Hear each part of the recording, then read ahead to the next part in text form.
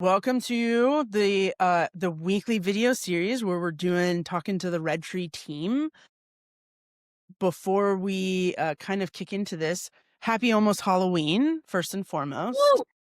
I My know. favorite Are you a holiday. Halloween person? I actually don't Yeah, know if you're a Halloween person. I am. Okay. I love Oh it. yeah? Have you figured out your costume so far this year? Yes, I am gonna be the devil, so it's All kinda right. kinda Feel like scary. we need pictures off of this. I definitely need to see a picture. Okay, okay. Yeah. Well, we'll see. We'll see the level of appropriateness that this costume has this year. Okay. All right. That's fair. That's fair.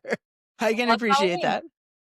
Nice, nice. I'm more of a fall girl myself. I like the fall, but having a 5-year-old does require you to jump 2 Mm, feet into Halloween. So I'm getting there. We're getting right. there.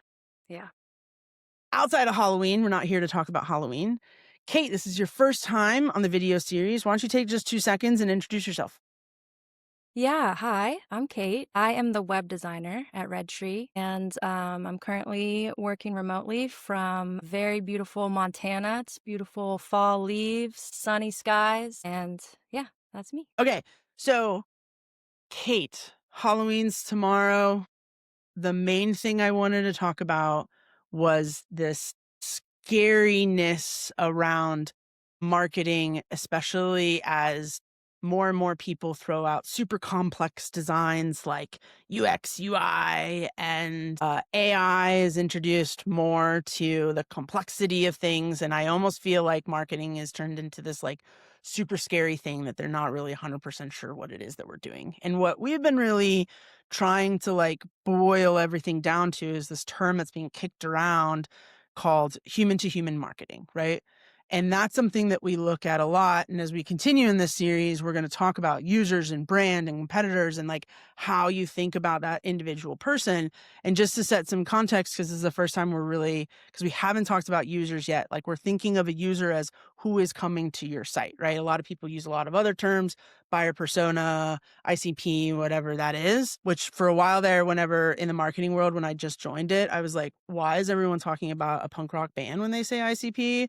So like that was a huge shift for me. I was like, what is ICP? But that just alludes to a little bit of me. So I would love to know from you, Kate, right? When we're thinking about the humans and you're starting to design out for clients, like how do you balance what people feel and then balancing that with that sort of real world trust? Yeah, yeah, absolutely. So, yeah, first of all, I mean, a website is really, within a website, there's a lot of human to human interactions that are built in there. And real connection and real trust can be applied to the online experience, to your website. So when before a user even scrolls, they wanna know your name, they want an introduction of who you are, and then we build trust with people by providing consistency.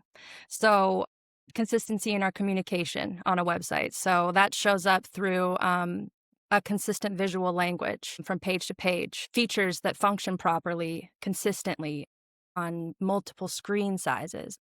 And so we build connection with humans in our relationships through relating to them. So when we relate to another human, that connection grows. So when your website is presenting information to your target audience that they're expecting, that they relate to, that's intentional, you have consistent imagery and content that again that they relate to, that's how you really start to build that trust, the connection, the trust, and that human to human feeling, versus necessarily it being about it being pretty, because design is about aesthetics, it is about the look of a thing.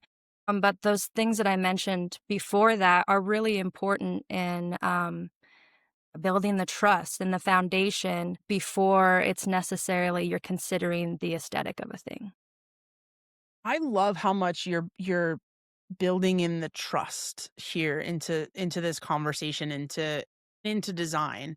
And it's something that we think about a lot, but I don't think a consumer really thinks that there's subtleties. There's subtle psychology in a lot of design aesthetics to build up that trust. And people might not understand if I'm going to multiple different pages or if I'm seeing for example, we just recently had a client that we built out a website for, and I don't know if you remember this, but like we launched it, it was ready to go, and then I saw one of his trucks on the road, and I was like, "Is that?" I had to look it up. It was a completely different brand.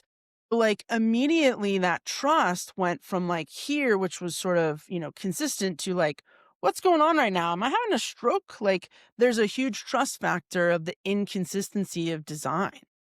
Yeah. Yep, absolutely. And yeah, presenting a consistent image and message, and even like I mentioned, the functionality, having things consistently work when it comes to your website specifically is what builds trust. Yeah.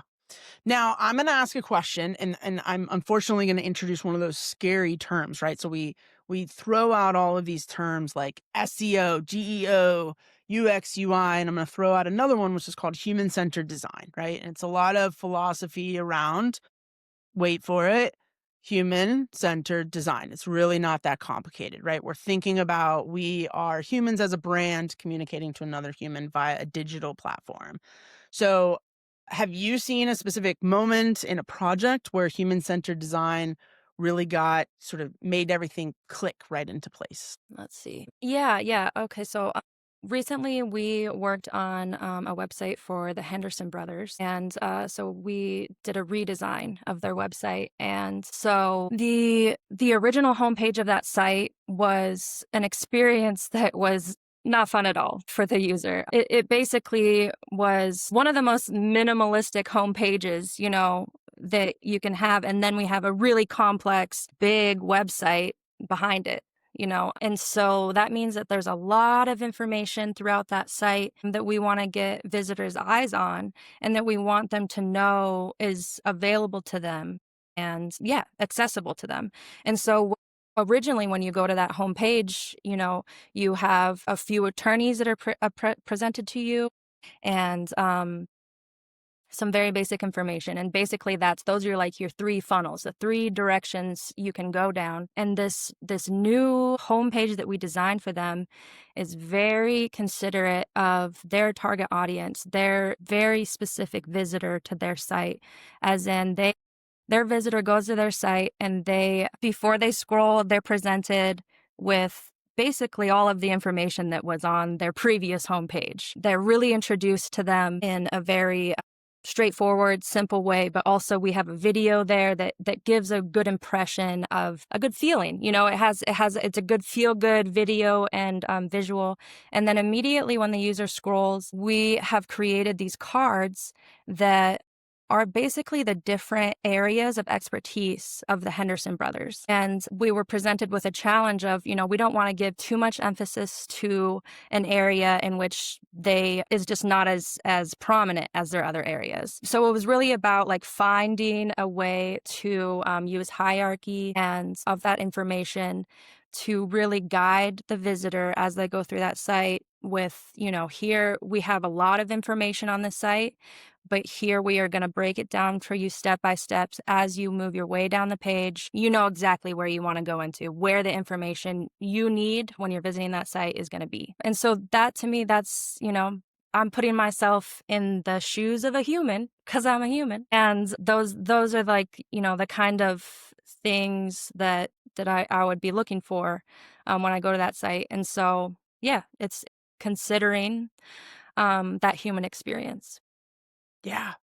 And it's interesting too because your design choices, that the hero of the site, and I'm throwing out another scary word, so like the top portion of the site, you picked the video that included two different people talking, right? So whereas their previous site was very like, "Look at me," and then the new swapped out video graphic is, no, there's two people, right? So like we're talking to you, we're doing things with you, and I do love how the grid very much so met this balance, which we're going to talk about users and brands and like how you balance those two. You did a phenomenal job of creating a grid structure that not only talks about everything the brand wants, but put it in a way so that user can see everything. And there really isn't necessarily that hierarchy. So I think that was very nicely executed. A little biased here, right? Great designer at Rentry, right? But I would say like you did a really good job of thinking about the human. So Kate, before we jump off, anything else you want to kind of tell people to make, all of this website stuff a little less scary? Yeah, sure. I would just say that go with your gut. Go with your gut feeling. I think that's really like the most human you can get. So yeah, if it feels good to you, like I was saying earlier, dive deeper into why that is. And yeah, the basics of just human connection also applies to the internet. Awesome. Very cool. Well, for anyone who's listening, first of all, happy Halloween. And then additionally, we're going to be talking next to Michelle and Alyssa about users. So please stay tuned. Thanks, everyone.